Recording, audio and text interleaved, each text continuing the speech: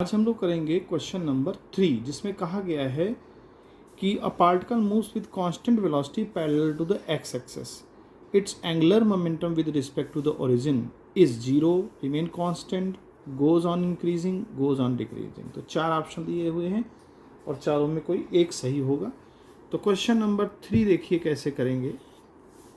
हमारे पास एक एक्सेस ले लें, एक्स एक्सेस, और ये ओरिजिन मान लें, और ये पार्टिकल कोई एक मान लीजिए पी पार्टिकल है एम मास का, तो ये मूव कर रहा है वी वेलोसिटी से।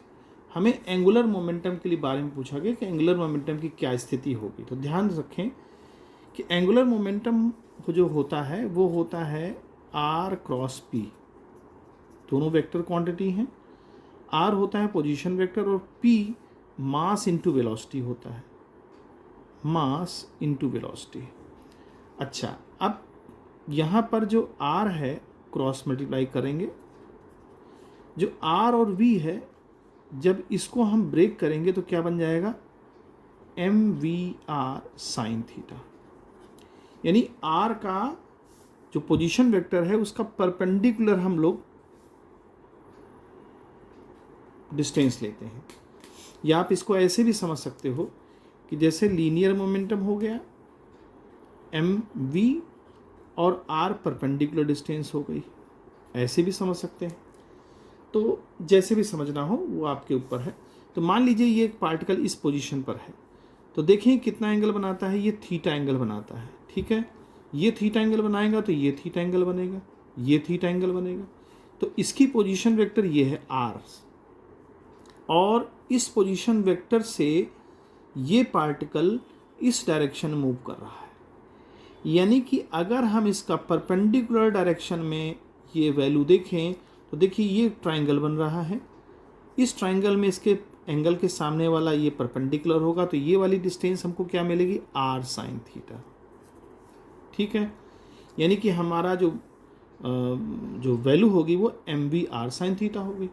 एम कांस्टेंट है, वी कांस्टेंट है, आर साइन थीटा की वैल्यू ही चेंज होगी। अब आर साइन थीटा मैंने निकाल लिया यहाँ पर। अब मान लीजिए ये पार्टिकल यहाँ पहुँच जाता है, तो जब यहाँ पहुँचेगा तो एंगल बदल चुका होगा, यहाँ थीटा डैश एंगल हो जाएगा और डिस्टेंस आर डैश हो जाएगी, क्योंकि आर बदल गई है, पोजीशन वेक्टर इसकी चेंज हो गई है। तो जब हम देखेंगे इस ट्राइंगल को, देखिए तो ये वाला फिर से हमको परपेंडिकुलर मिलेगा, क्योंकि ये थीटा डैश है तो यहाँ थीटा डैश, तो यहाँ पर हमको क्या मिलेगी, R dash sine theta dash, यानी R dash sine theta dash. लेकिन इसका मैग्नीट्यूड हमेशा वही रहेगा जो आर साइन थीटा का था। देखिए आर बढ़ गया लेकिन एंगल तो कम हो गया ना, तो दोनों का प्रोडक्ट ऐसा आएगा कि इसकी मैग्नीट्यूड ये वाली वैल्यू हमारी सेम होगी जो आर साइन थीटा की थी। यानी कि हर बार ही जब ये आगे बढ़ता रहेगा, हर बार ही ये वाला परपेंडिकुलर कंपोनेंट हमको मैग्नीट्यूड में हमेशा एक जैसा मिलेगा। तो इसका मतलब क्या हुआ, एंगुलर मोमेंटम हमेशा क्या होगा, कांस्टेंट होगा। ये ना बढ़ेगा ना घटेगा, क्योंकि परपेंडिकुलर डिस्टेंस हर बार हमारी सेम ही आती जाएगी, सेम ही आती जाएगी, चाहे ये पार्टिकल कहीं भी चला जाए।